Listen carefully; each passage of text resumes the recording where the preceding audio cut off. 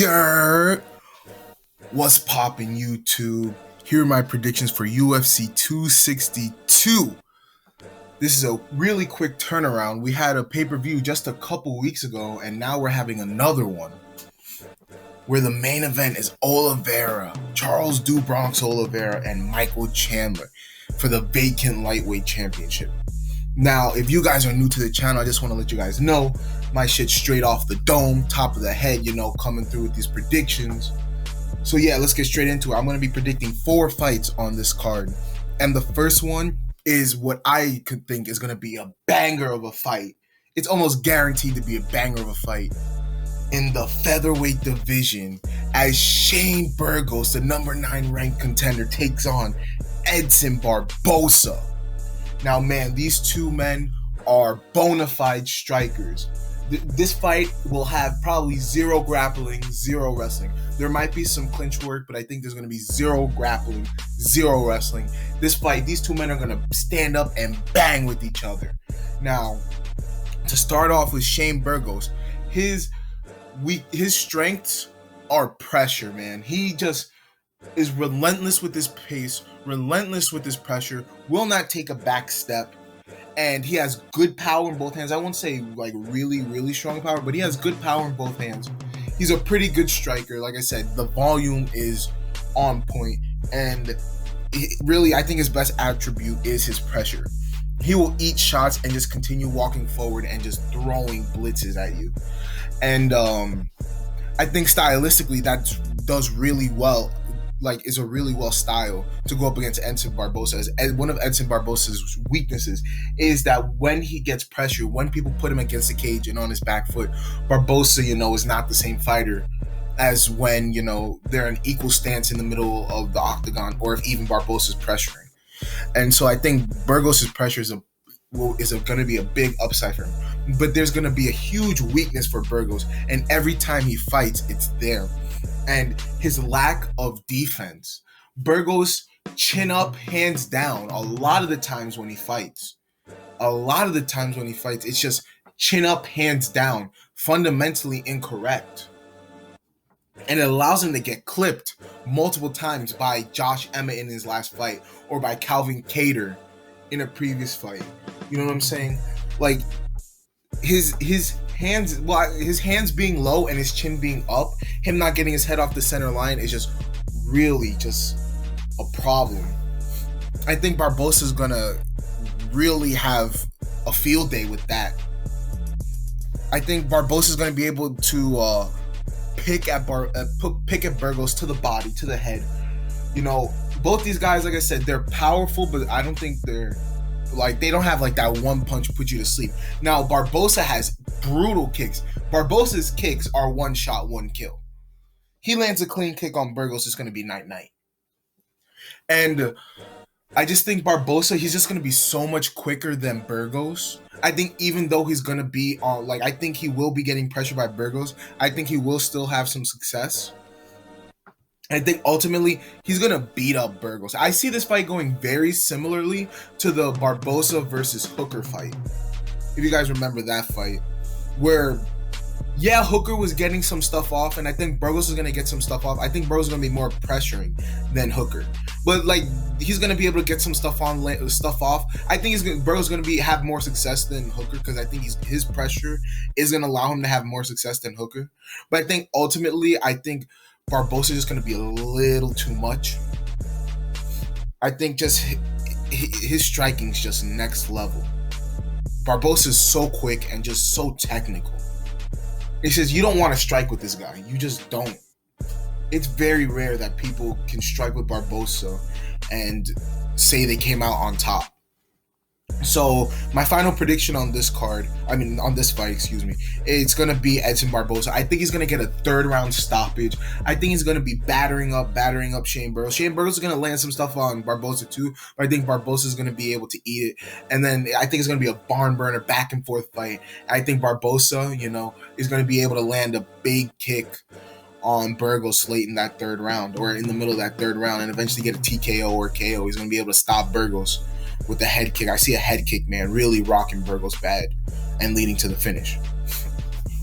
But now we go on to a big fight in the women's flyweight division as Katlyn Chookagian, former title challenger, takes on up-and-coming contender Viviane Araujo. Now, this is a big fight for Araujo. Araujo has looked superb in her last couple fights against, I believe, Roxanne Modafferi and Montana De La Rosa. She looked superb in both those fights. Both those fights went the distance. Her cardio came into question after losing to Jessica Eye, getting kind of out-wrestled, outworked by Jessica Eye. And she came back in her next couple fights and really put on clinics in both those fights. And Katlyn Chookagian had a title fight a couple years ago. She got finished by Valentina. No shame in that. Everyone gets finished by Valentina. She got finished basically the exact same way Jessica Andrade got finished a couple weeks ago.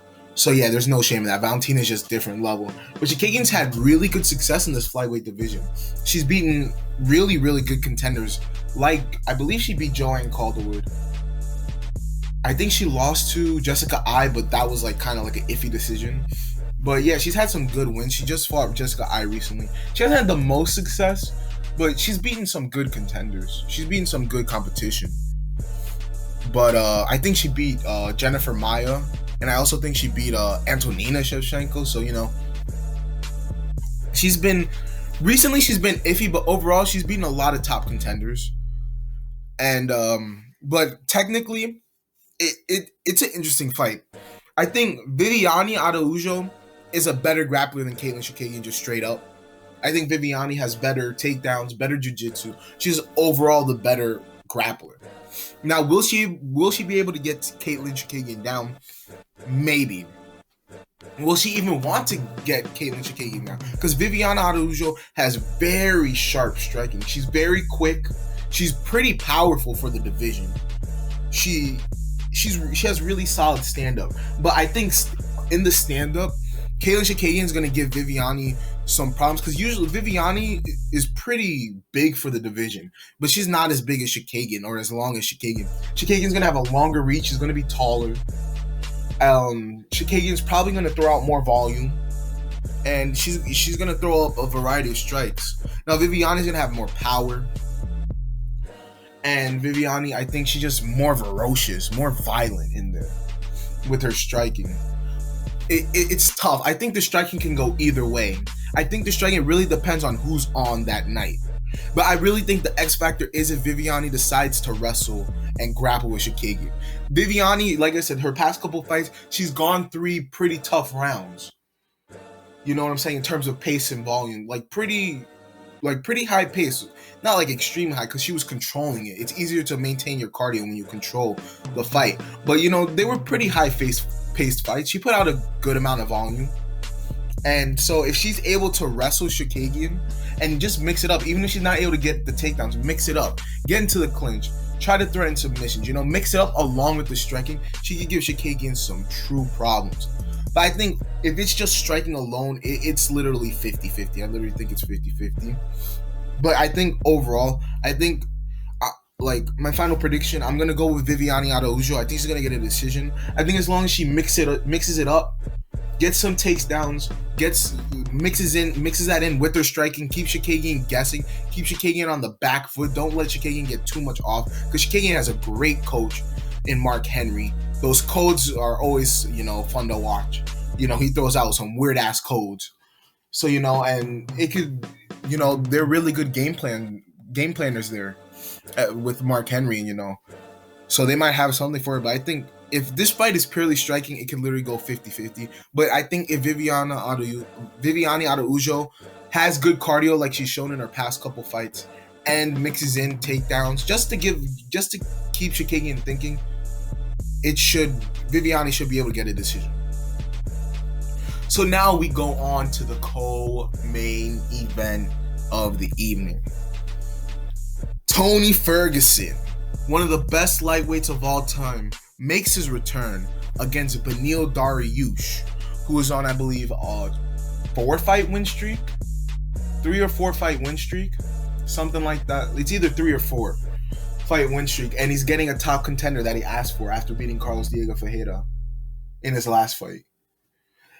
And man, this is a really fun fight. These two men are high level BJJ artists, both of them. I'd love to see this fight get to the ground. Beneil is more of a he's more of a dude who's gonna lay on top of you. Like, I feel like, well, let me rephrase this. Yeah, I feel like if Beneil gets on top of Tony, he's going to be more likely to lay on top of Tony and not really go for submissions. But the thing is Tony has such an active guard, even though he wasn't really able to be that active in his last fight from the ground. It's because Charles Oliveira was just so dominating and so pressuring. But from what we've seen in the past from Tony has a very active guard. Throwing up submissions, throwing up some weird submissions, throwing up triangles, elbows, you know what I'm saying? He's just very active off the bottom. And yeah, I don't think Tony's going to be good enough to take Beneil down, but I think Beneil might be able to take Tony down. And that would be very interesting to see them two just going at it in the grappling. I think it could go either way. I think Beneil 100% could control Tony and mitigate Tony's activity from the bottom. And I think Tony could go off and catch Beneil in a submission from the bottom. And on the feet, Beneil is going to be more powerful. The pressure, I don't know who's going to pressure who, but I think Beneil definitely is more powerful than Tony. But Tony's just so much more creative and so much more unpredictable. Like, he'll throw elbows, he'll throw sand in your face. If you saw that against Gaethje, he'll throw sand in your face, leg kicks, you know what I'm saying? He'll go for Emanari rolls, you know. He does all different types of stuff, man. He's just so crazy out there, so innovative. And unfortunately, with this, his creative, with Tony having such a creative offensive skill set, defensively, he's just fundamentally not there. He's never been, though, to be fair. He's never been. And that's why Tony's been rocked so many times in his career, dropped so many times in his career. And that's why all his fights are wars, because he gets beat up and then he beats up his opponent. So that's why his fights are just so fun. But Tony's never been defensively the most responsible fighter. And I think what's going to happen in this fight, Tony's going to put on a relentless pace on Beneil. I think he truly is. I think he's going to pressure Beneil coming out from the guns, because I think Tony's going to have something to prove. Because I think Tony's in a very similar spot to Tyron Woodley. I think he's in a very similar spot. It's unfortunate that this happens to former champs, but it is what it is. I think he's in the same spot where he's coming off two bad losses where he got dominated in both those fights. And now he's taking a step down in competition. And it's really kind of that make or break moment. It's like, are you still one of the top dudes, or are you just going to be like an old vet in the game who's just going to be a stepping stone for everyone else and then get released when the contract's over? So, it's just going to be one of those things. It's a true turning point in Tony's career. And with Beneil too. Beneil, he was on a fast track. He was a big contender in the lightweight division, and he had a couple bad losses, and he's worked his way back up to get a huge fight, a top 5 opponent. Finally, he's worked his way back to a position so we can finally get his top 5 opponent. And if he loses, he might not be able to get back to a top 5 opponent again. And these are guys who are in two different stages of their career. Tony looks like he's on the downward trajectory, but with the win, he could easily push that right back up to the upward trajectory. And Beneil, he's in the upward trajectory. So he's right around his prime. And it's his moment to shine. He's getting a former champ. So I think it's such a fun fight. I don't think it's going to be fight of the night, because I think it definitely has the potential to be fight of the night. But I just think with Shane Burgos and Edson Barboza on this fight, that's just such tough competition. But another thing about Tony is just, everyone knows this. Tony he will go all day. He could literally go all day if he wanted to. Tony, cardio is not going to be an issue for Tony. I don't really think cardio is going to be a problem for Beneil. I think Beneil should have good cardio for 3 rounds. I think this fight's going to mostly play on the feet, if I'm being honest. Unless something crazy happens, I think this fight's going to mostly play out on the feet. Beneil might shoot a couple takedowns. Tony might shoot a couple takedowns. But for the most part, I think this fight's mostly going to be on the feet. Beneil's gonna have big power. He might be able to rock Tony. I'm not gonna say probably, but he might be able to rock Tony. He's definitely gonna be able to hit Tony because Tony's always been very hittable. Like I said, he's always been very hittable. But I think Tony's pace and pressure. I think Tony's pace and pressure is gonna be too much for Beneil Dariush, and I think Tony's gonna get a decision win. I think Tony's gonna be able to.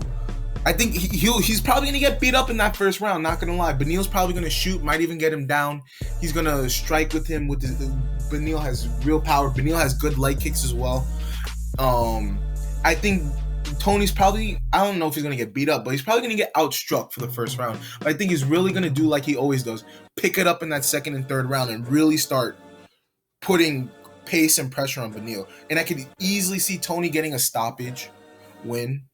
I think a stoppage win for Beneil is tougher, but I could easily see a stoppage win for Tony, whether it's a submission when Beneil tries to take him down, tries to grapple, or through a late TKO. But I think Beneil's pretty tough, and I think he's going to be able to withstand for 3 rounds. But I think Tony's going to end up getting a decision win. And now, the main event, the vacant lightweight championship on the line. Khabib's former division. Unfortunately, he's retired, Let me just say this real quick. I think Khabib versus Chandler is an awesome fight. Chandler's a guy who rarely takes a back step. Khabib, who's known for just like always pressuring the fighter. Who's going to win that battle of controlling the cage. And then Chandler, he's a really, really, really good wrestler. He's a really, really good wrestler. So can Khabib take down Chandler and hold Chandler down and beat Chandler up the way he's done to other people? And if it stays on the feet, Chandler has knockout power. But Khabib has really good striking defense. So can Chandler land a shot to put Khabib's lights out? We don't know. So I think stylistically, it's just a fun fight, an interesting fight. I think it's a tough fight for Khabib. And I would personally, I'd like to see it. I just think stylistically it's tough. It's a tough fight for Khabib. I think it's a tougher fight than Gaethje. I don't think it's a tougher fight than Oliveira or Tony, but I think it's a tougher fight than Gaethje or Poirier or Conor.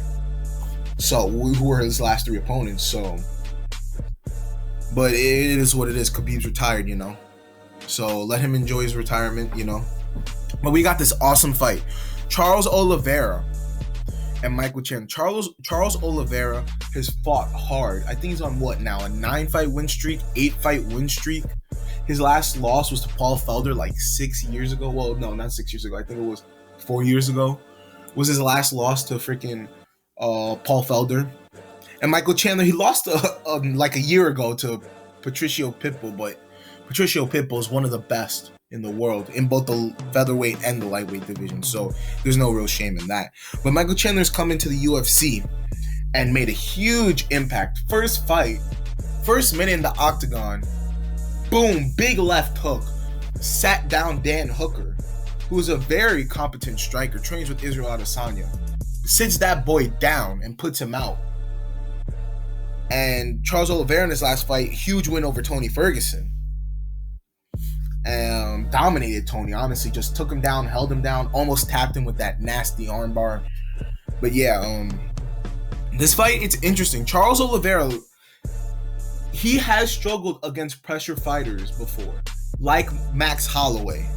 And he's also struggled, and in the Anthony Pettis fight, Anthony Pettis pressured Charles Oliveira a lot in that fight.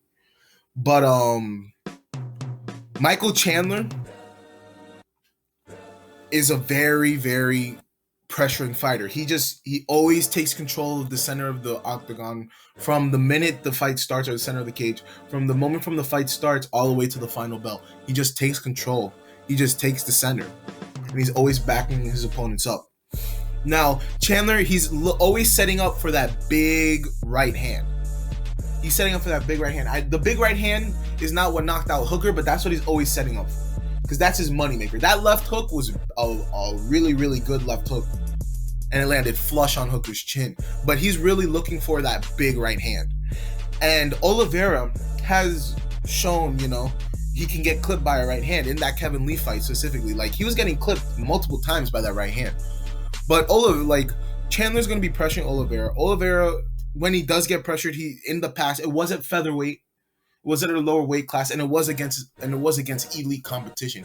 He did struggle. So, but we'll see. Oliveira looks rejuvenated and looks better. So maybe against the pressure, because I do think Chandler will pressure Oliveira. Maybe Oliveira will handle it better. But what's going for Oliveira is he has a lot of volume. He'll throw out a lot of volume, and he'll throw out crazy things. Flying knees, switch kicks, front kicks. He'll throw elbows. In the Thai palm, he likes to throw knees. He likes to throw elbows. He's just he has a solid jab. He's very active on his feet. He throws a lot of volume. His cardio's improved immensely. So, yeah, he's going to be very active on the feet, while Chandler's going to be just moving forward and just like trying to set up and bait Oliveira into that big right hand. Chandler's definitely going to be more explosive, more quick. He's going to be more explosive, quicker, and more powerful, while Oliveira's on the feet is going to be more of picking and popping at Chandler, throwing kicks, throwing different variety of stuff.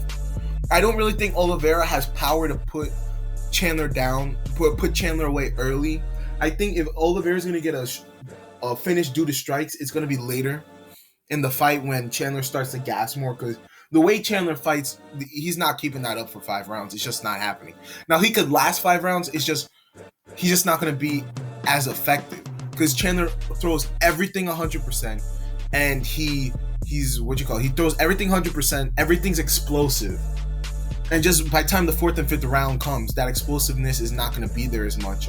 That power is not going to be there as much. While Oliveira's just constant volume will still be there in the 4th and 5th rounds. And I don't think Oliveira's going to be able to take Chandler down. I just don't think he's good enough to be able to take Chandler down. I think Chandler is good enough to take Oliveira down, but do you really want to take Charles Oliveira down? He's a really good BJJ artist. He's really good. He's more than really good. He's probably one of the best, if not the best, BJJ artist in the UFC currently. If Chandler shoots, a guillotine's going to be coming at him. If he's able to escape a guillotine, arm bars and triangle chokes are going to be coming at him like crazy. So he really has to be aware. So I don't really think Chandler's going to be engaging in grappling with Oliveira. And I think if Oliveira tries to engage with Chandler, I think Chandler's going to be able to thwart it. But